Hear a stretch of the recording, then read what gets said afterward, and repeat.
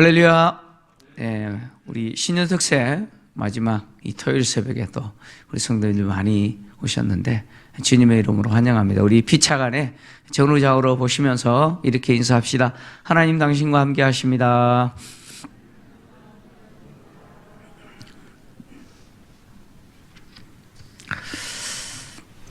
한 해 동안 하나님이 우리와 함께 하신다는 사실을 또 어느 해보다도 더 경험하는 그런 또 시간이 됐으면 좋겠습니다.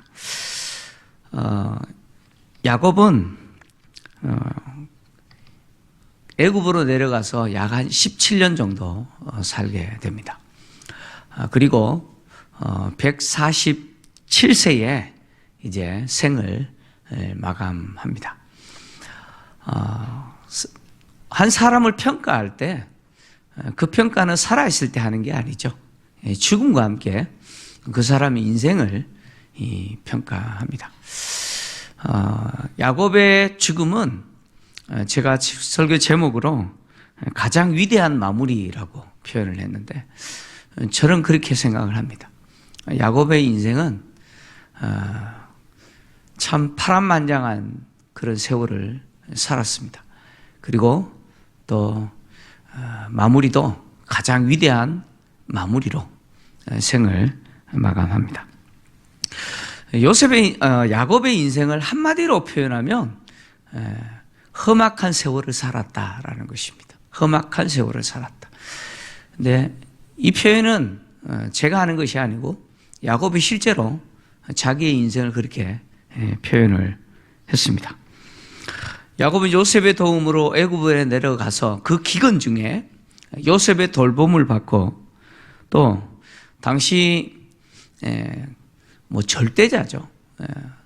고대 근동 지역에서 가장 높은 권력을 소유한 최고 권력자인 애굽의 왕 바로를 축복하죠. 여러분, 바로를 축복할 수 있는 자격이 누구에게 있습니까? 야곱은 그 바로를 축복합니다. 그리고 그 바로를 축복하는 자리에서 자기의 인생을 그렇게 표현했습니다. 창세기 47장 7절에서 10절인데요. 제가 좀 읽어드리겠습니다. 요셉이 자기 아버지 야곱을 인도하여 바로 앞에 서게 하니 야곱이 바로에게 축복하며 바로가 야곱에게 묻되 내 나이가 얼마냐? 야곱이 바로에게 아뢰되 내 나그네의 길의 세월이 130년이니이다. 내 나이가 얼마 못 되니 우리 조상의 나그네 길에 연조에 미치지 못하나 험악한 세월을 보냈었나이다 하고 야곱이 바로에게 축복하고 그 앞에서 나오니라. 아멘. 야곱이 애굽에 내려갔을 때 나이가 130세입니다. 그리고 17년을 더 살고 147세의 생을 마감하는데 그는 바로 앞에서 자신의 147년의 삶을 이렇게 표현했습니다. 험악한 세월을 보냈습니다. 야곱의 인생은 어머니 뱃속에서부터 형과 다투는 것으로 시작하죠. 태어난 이후에도 형을 이기기 위해서 필사적으로 살았습니다. 야곱의 인생의 전반기는 형과 싸워서 이기는, 그래서 필사적으로 살았던 삶이었습니다. 그리고 그 인생의 중반기는 밧다마람 외삼촌 집에서 20년 동안 노동력을 착취당하고 계속해서 외삼촌에게 속는 인생을 살았습니다. 그러나 외삼촌과의 그 싸움에서 결국 하나님은 외삼촌의 것을 다 뺏어서 야곱을 부유한 자, 번성한 자가 되게 만드셨죠. 그리고 하나님의 은혜로 가나안 땅까지 무사히 돌아온 이후에도 야곱의 인생은 그렇게 우리가 흔히 생각하는 그런 평탄한 인생이 아니었습니다. 세겜에서 있었던 세겜성 추장인 세겜이, 하몰의 아들 세겜이 디나를 성폭행이죠.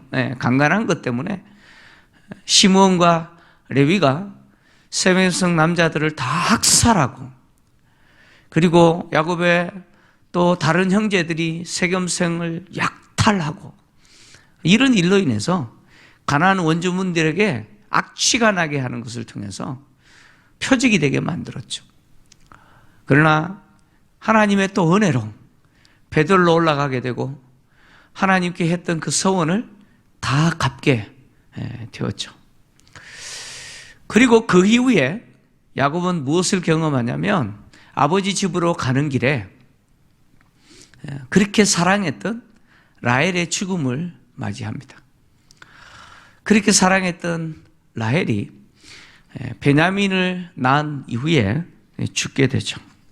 그래서 야곱은 그렇게 사랑했던 라헬의 죽음 앞에 정말 슬펐죠. 사랑하는 가족을 잃는 것만큼 슬픔이 어디 있겠습니까? 그런데 그렇게 사랑했던 아내를 잃는 슬픔은 야곱으로 하여금 그 라헬이 낳은 요셉을 편애하게 만들었습니다. 아내를 잃어버렸다라고 하는 그 슬픔이 대신 요셉을 편애하게 만들었죠. 그래서 야곱은 요셉만 보면 어떻습니까? 늘 라헬이 생각나죠. 그리고 요셉은 엄마 없는 자녀가 된 거죠. 그래서 다른 자녀들보다 요셉에게 더 사랑을 베풀고, 그래서 요셉에게 채색을 옷을 지어 입힐 만큼 특별하게 요셉을 편애했습니다. 참 야곱의 인생은 그야말로 산 넘어 산이라는 표현이 있지 않습니까? 우리 등산하시는 분은 그렇잖아요. 이것만 넘으면 끝나겠지 생각했는데 정상에 올라가면 또 뭐예요? 와, 더 높은 곳이 있고, 산 넘어 산인 것처럼 야곱의 인생은 그렇습니다. 그래서 가나안 땅에 돌아온 이후에도 야곱은 쉬운 시간을 보내지 않았습니다. 결국 야곱이 요셉을 편애한 것 때문에 요셉은 형들로부터 미움을 당하게 되고, 그리고 형들은 결국 사고 치죠. 결국 끔찍한 사고를 칩니다. 자신들이 아버지의 가축을 목양하는 그곳에 아버지의 신부로 모는 요셉, 17살 된 요셉을 죽이려고 했죠. 죽이려고 하다가 미디안의 상인들에게 팔아버려요. 당시 노예한 사람의 그 몸값인 은 20세겔에 팔아버려요. 동생을 팔아버려요. 그리고는 요셉이 입었던 그 채석옷을 찢고는 순념소 한 마리를 잡고 그 피를 묻히고 아버지께 가서는 뭐라고 거짓말을 해요? 야곱은 형을 속이고 아버지를 속였어요. 그랬던 야곱이 20년 동안 외삼촌 라반에게 속아서 살았고, 그리고 이제 인생 후반기에는 자식들에게 속죠. 야곱의 아들들은 요셉의 옷에 피를 묻히고 자신들이 주웠다는 거예요. 이게 요셉 옷 맞습니까? 우리가 오는 길에 이거 주웠습니다. 이게 무슨 이야기예요? 사나운 짐승이 요셉을 잡아먹었다, 그런 이야기죠. 그러니까 야곱은 요셉이 사나운 짐승에 잡아먹혔다는 거예요. 그래서 누구의 위로도 받지 않는 그런 고통과 슬픔을 당합니다. 그 내용이 3세기 37장 33절에서 35절인데요. 잠도 깰 겸 한번 같이 읽겠습니다. 자, 읽습니다. 시작. 아버지가 그것을 알아보고 이르되 내 아들의 옷이라 악한 짐승이 그를 잡아먹었도다. 요셉이 분명히 찢겼도다 하고 자기 옷을 찢고 굵은 배로 허리를 묶고 오랫도록 그의 아들을 위하여 애통하니 그의 모든 자녀가 위로하되 그가 그 위로를 받지 아니하여 이르되 내가 슬퍼하며 수월로 내려가 아들에게로 가리라 하고 그의 아버지가 그를 위하여 울었더라. 사실 야곱에게 있어서 지금 이 순간에는 요셉이 전부였습니다. 요셉이 전부였어요. 그런 요셉이 죽었다라는 소식을 들은 거예요. 그렇게 사랑했던 라헬의 남은 아들 아닙니까? 물론 어린 베냐민이 있지만, 어떻게 보면 야곱은 라헬이 죽은 것보다 요셉이 죽은 것이 더 슬펐습니다. 그래서 누구의 위로도 받지 않아요. 요셉을 잃어버린 야곱의 인생은 그야말로 살 소망이 없습니다. 서울로 내려가서 내 아들을 만나겠다라고 하는 이 말은 뭐냐면 죽지 못해 살고 있는 거예요. 야곱의 인생은 지금부터 그런 인생이 되는 거예요. 그러나 하나님은 야곱과 함께 하신다 그랬잖아요. 야곱과 함께 하신다라고 하는 하나님은 이 야곱의 인생 속에서 이 역기능적인 가족들, 야곱 자신뿐만 아니라 자신의 자녀들에게서 벌어지고 있는 이 역기능적인 이 모습들을 그냥 두지 않아요. 이런 모습들을 하나님은 당신의 뜻을 이루시는 뭘로 사용하십니까? 도구로 쓰시는 거예요. 도구로 쓰시는 거예요. 제가 업사이클이라고 이야기했더니 아빠는 왜 카페 선전하시냐고 막 그래가지고 제가 카페 선전 아는 거예요. 제가 모아 아울렛 가면 그런 카페가 있어가지고 제가 이야기한 거예요. 인간 장인도 버린 물건 주워서 그거 갖고 놀라운 작품 만들어내시듯이 우리의 위대하신 장인 되시는 하나님은, 우리의 인생을 처음부터 끝까지 계획하시고 진행하시는 그 하나님은 우리의 그 역기능적인 모습조차도 뭘로 사용하세요? 하나님의 뜻을 이루시는 도구로 능히 쓰시더라는 거예요. 그렇게 만들어 가시는 거예요. 그래서 야곱의 가정의 이 역기능인 모습을 하나님의 뜻을 이루는 도구로 사용하시죠. 그래서 나중에 요셉이 양식을 구하러 온 형들을 만난 이후에 형들에게 했던 말이 있어요. 그 말이 뭐냐면, 당신들은 나를 해하려고 했지만 하나님은 그 일을 선으로 바꾸시고 당신들의 생명을 구원하기 위해서 나를 애굽에 먼저 보냈습니다 라고 고백했어요.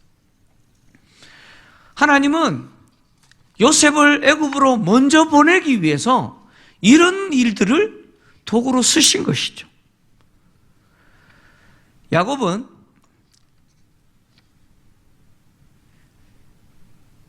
하나님이 자신의 인생을 지금까지 이끌어 오셨다는 사실을 알지만, 그러나 지금 현재 자기의 삶 속에서 일어난 이 비극적인 일이 무슨 일인지 모르죠.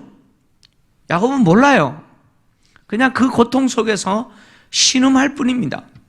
그러나 하나님은 이미 아브라함의 후손이 이런 일들이 있을 거다, 즉 이방 땅에 객이 될 거라고 이미 말씀하셨어요. 창세기 15장 13절에서 14절 두 절인데 좀 같이 읽겠습니다. 시작. 여호와께서 아브라함에게 이르시되 너는 반드시 알라. 내 자손이 이방에서 객이 되어 그들을 섬기겠고 그들은 400년 동안 내 자손을 괴롭히리니 그들이 섬기는 나라를 내가 징벌할지며 그 위에 내 자손이 큰 재물을 이끌고 나오리라. 아멘. 하나님은 이미 아브라함을 통해서 무슨 말씀을 하셨냐면, 너의 후손이 이방인의 객이 되어서 민족을 이루고 재물을 갖고 내가 그 민족을 심판할 때 나오게 될 거다. 출애굽 사건을 이야기하시죠. 하나님이 아브라함에게 주신 이 약속을 이루시기 위해서 지금 야곱과 그의 가족들을 도구로 쓰고 계시는 것이죠. 야곱은 몰라요. 야곱은 모르지만 이미 계획하시고 진행하시는 하나님은 야곱의 가정의 이 역기능적인 모습들을 당신의 뜻을 이루는 도구로 사용하시죠. 하나님이 베델에서 에서를 피하여 도망가는 야곱을 만나서 약속하신 약속 가운데 세 번째 약속이 뭡니까? 내가 너에게 허락한 것을 이룰 때까지 떠나지 않을 것이다 라는 것이죠. 내가 너에게 허락한 그것 이룰 때까지 떠나지 않을 것이다. 그게 무엇입니까? 바로 아브라함에게 주신 이 약속을 이루실 거라는 거예요. 그래서 하나님은 요셉을 애굽에 먼저 보내시고 요셉을 통해서 그 기근 중에 있는 야곱의 가족들을 애굽에서 돌보게 하시고 그곳에서 큰 민족을 이루도록 하나님이 그렇게 하신 거예요. 그래서 이제 야곱이 양식을 구하러 애굽으로 갔던 아들들이 돌아와서, 물론 그 속에는 요셉이 꾸민 일들이 있어요. 돌아와서 이제 아버지에게 하는 말이 뭡니까? 아버지, 요셉이 애굽의 총리가 됐어요. 있습니다. 그 애굽의 2인자가 누구라고요? 요셉입니다.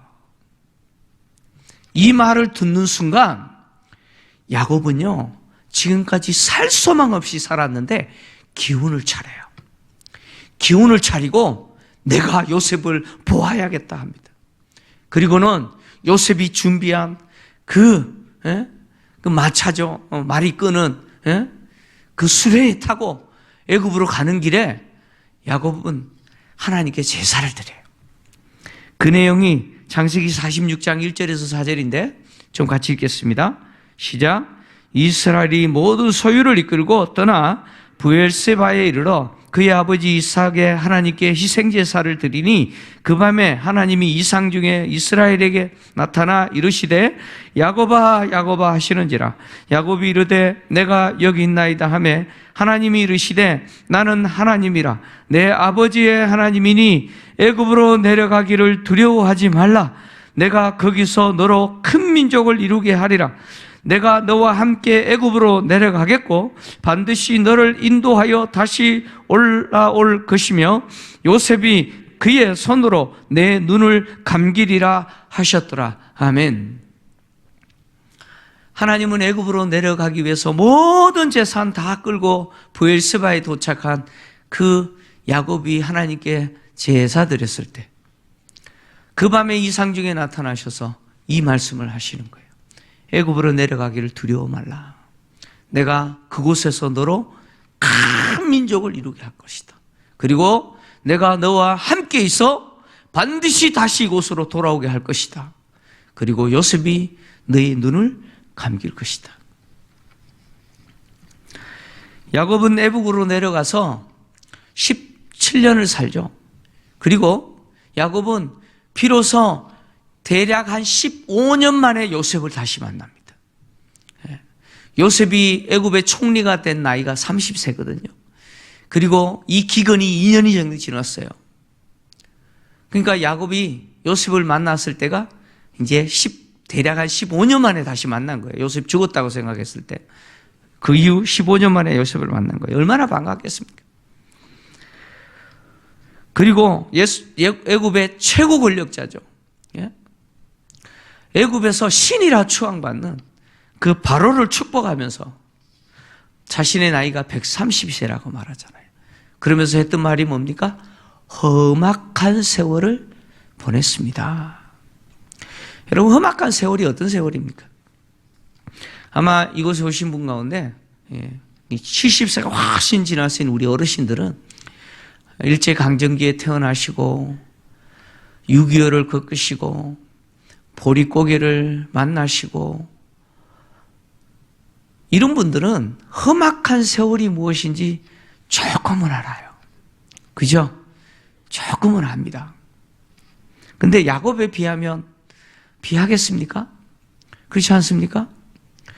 어떻게 보면 야곱의 인생은 인간들이 인생을 살아가면서 만날 수 있는 모든 악한 부분들을 다 만난 것 같아요.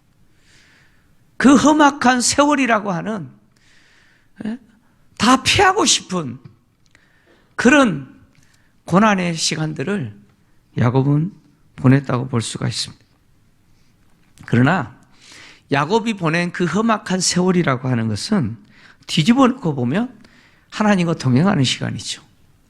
하나님의 은혜를 누렸던 시간이었습니다. 하나님이 지켜주셨고요. 하나님이 공급해 주셨고요. 나는 갈 길 모르나 하나님이 그 갈 길 이끌어 가셨고요. 그리고 하나님이 자신을 떠나지 않으셨다라고 하는 그 약속을 경험한 시간이 바로 야곱에 있어서 험악한 세월이었습니다. 그 누구도 하지 못할 당대의 최고의 권력자를 축복하는 그 복이 아무나에게나 주어지겠습니까? 그리고 자신의 12아들뿐만 아니라 요셉의 두 아들인 에브라임과 므낫세까지 자신의 아들로 삼고, 그리고 그 아들들에게 축복하면서 장차 이스라엘 12지파의 조상들로 만들잖아요. 믿음의 명문 가문 만들잖아요.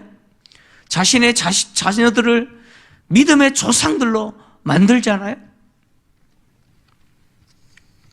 이렇게 인생을 이제 거의 마무리한 야곱은 자신의 죽음에 임박하여서 자신의 죽음에 대해서 자녀들에게 이야기합니다.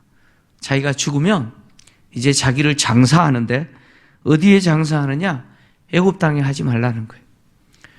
애굽 땅에 하지 말고 아버지 그리고 할아버지가 묻혀 있는 아브라함이 헤브론에서 산 그 막벨라 굴에 자기를 묻어라는 거예요.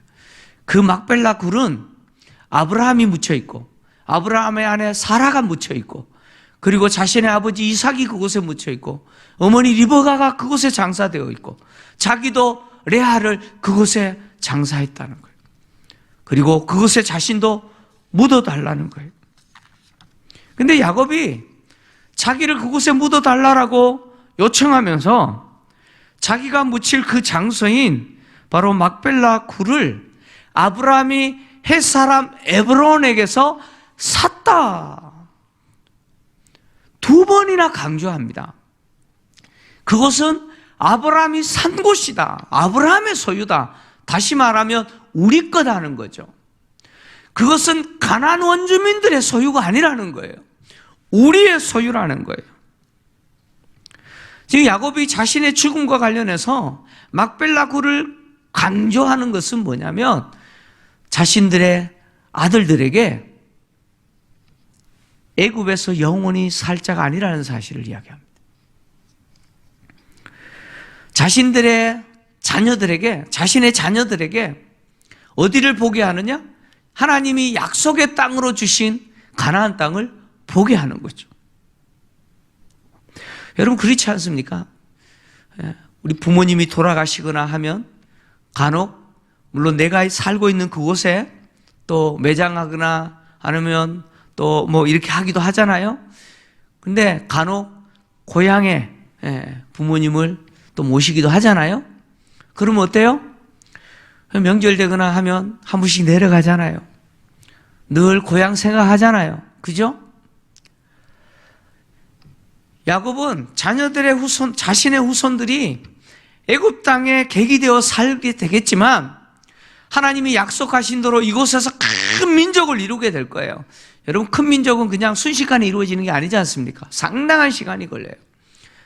그 시간 동안 자신의 후손들이 애굽에서 살면서 애굽이 마치 자신들의 고향인 것처럼 생각하지 말라는 거예요. 너희들은 돌아가야 될 때가 있다는 거예요. 바로 아브라함과 이삭과 야곱이 묻힌 곳이죠. 여러분 조상의 묘지가 있는 곳이 고향 아닙니까? 그렇지 않습니까? 야곱은 자신의 후손들을 가나안 땅을 보게 만들고 그리고 생을 마감합니다. 파란만장했던 이 땅의 삶을 마감했습니다. 야곱의 인생은 비록 험악한 세월을 살았지만 그 인생은 하나님의 역사를 누렸던 인생이었습니다. 누구보다도 하나님이 그와 함께 하시고 있다는 사실을 누렸던 사람이 야곱이죠. 야곱은 어떤 사람보다 그의 인생을 위대한 마무리로 마무리합니다. 야곱의 인생이 위대한 마무리가 되었다라고 하는 것은 그야말로 야곱의 인생은 끊임없는 역전의 인생이죠. 그죠? 역전의 인생이죠. 여러분, 야곱의 인생을 보면 하나님이 그와 함께 하지 않으셨다면 여기까지 올 수 있었겠어요? 결코 있을 수 없는 일들을 야곱은 겪었어요. 우리 인생 살아가면서 한 번 겪기도 힘든 그런 고통들을 야곱은 겪으면서 살아왔습니다. 그러나 여러분, 지금 이 시대에 야곱이 살았던 그 인생을 우리가 산다 그러면 참 얼마나 비극이겠습니까? 그죠? 여러분, 그렇지 않습니까? 그런 모습 보면서 야, 부럽다고 할 사람 아무도 없을 겁니다. 그야말로 루저의 인생이고 실패자의 인생 아닙니까? 그럼에도 불구하고 하나님은 그 인생을 바꾸어 놓지 않습니까? 하나님은 그 인생을 완전히 뒤집어 놓아서 승리한 인생이 되게 만들지 않습니까? 역전의 인생이 되게 만드시고, 그리고 죽음의 순간에 그는 자신들의 후손들에게 축복하면서 마무리하지 않습니까? 복을 빌면서 마무리하고, 그들로 하여금 세상 보지 않게 하고, 하나님이 그들 가운데 주신 그 약속 쳐다보게 만들고, 그의 후손들로 하여금 믿음의 가문 만들어 놓지 않습니까? 이거보다 위대한 인생의 마무리가 어디 있겠습니까? 그렇지 않습니까? 죽음의 순간에 자신의 자녀들을 모아놓고 내 인생 이렇지만 하나님이 이렇게 역사하셨다. 너희들 나를 장사할 때 이곳에 장사해라. 그곳은 하나님이 우리에게 주신 땅이다. 하나님의 약속을 붙들게 만들고 하나님을 소망하게 만들고 무엇보다도 자녀들에게 하나님을 남겨주고 하나님을 그들에게 넘겨주는 그 인생의 마무리가 여러분 가장 아름다운 마무리 아닙니까? 가장 위대한 마무리 아닙니까? 야곱으로 인해서 야곱의 후손들은 아버지가 묻혀있는 그 약속의 땅인 가나안 땅을 믿음의 눈으로 소망하죠. 그래서 이스라엘 백성들은 400년 동안 애굽에 종살이 하지만 그곳이 자신들의 고향이라고 생각하지 않습니다. 바로 조상들이 묻혀있는 그 땅을 소망하면서 하나님이 그들에게 오셔서 그 땅으로 자신들을 이끌어주기를 소망하면서 기다렸습니다. 인내하면서 기다렸어요. 성도들은 나름대로 정도의 차이는 있지만 모두가 파란만장한 인생을 삽니다. 그렇지 않습니까? 파란만장한 인생을 우리는 삽니다. 우리 연세 있는 분들은 그렇게 살아오셨고 우리 젊은 친구들은 앞으로 그런 인생을 살 거예요. 좀 깝깝하죠? 근데 걱정하지 마세요. 하나님 계시잖아요. 하나님 나와 함께 하세요. 하나님이 나와 함께 하시면 됩니다.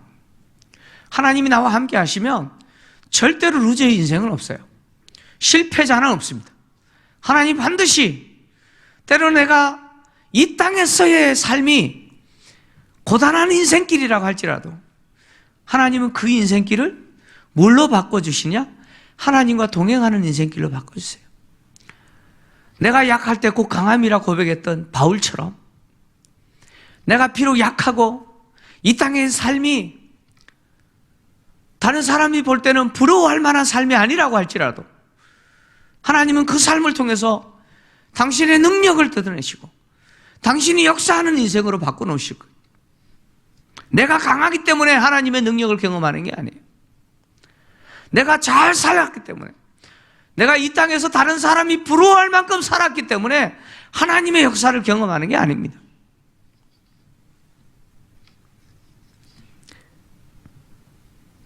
우리는 우리의 인생을 살아오면서 때로는 자랑할 수 없는 그런 일도 있을 것이고 때로는 남들에게 자랑하고 싶은 그런 일도 있을 것입니다.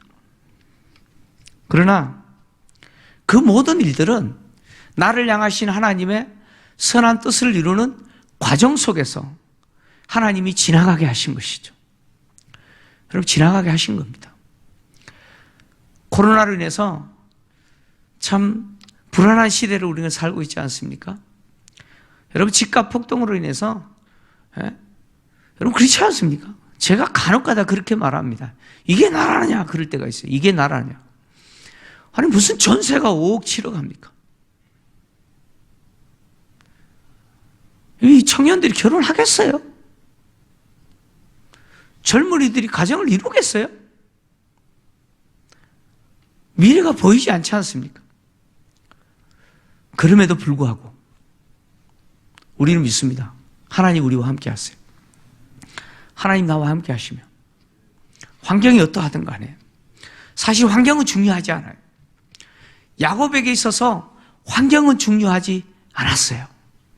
야곱의 인생의 결정은 하나님과 관계였습니다. 하나님이 야곱과 함께 하시기 때문에 가장 불행한 그 순간에도 가장 행복한 순간이 되고 가장 절망적인 그 상황도 가장 소망을 가지게 되는 그 상황으로 바꿔놓으시는 분이 하나님이시죠. 2022년 한 해 동안 우리에게 어떤 일이 있을지 모르지만 나와 함께 하시는 그 하나님 때문에 행복한 한 해가 되기를 원합니다. 정말 하나님의 능력과 그 역사를 누리면서 살아가는 정말 복된 인생이 되기를 원합니다. 그리고 우리 모든 성도들 인생을 마무리할 때 이 야곱처럼 위대한 마무리로 인생을 마무리하고 우리의 후손들에게 하나님을 보여주고 그 하나님을 소개하고 그 하나님을 바라보게 만드는 이 나그네의 이 땅의 인생이 아니라 저 천국을 바라보게 만드는 그런 우리 성도님들 되시기를 주의 이름으로 축원합니다.